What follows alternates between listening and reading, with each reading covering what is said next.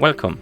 In front of me I have Suunto Race, and I'm gonna show you how to change the language on this watch.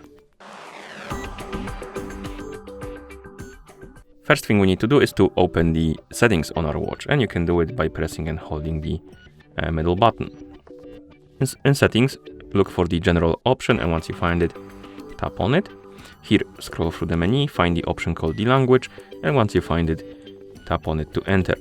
And now you should see the language option again, tap on it to enter, and here you should see the list of languages on the screen. You can scroll through this list, find the language you would like to use on your watch, and once you find it, you can tap on it to select it and apply it, like this.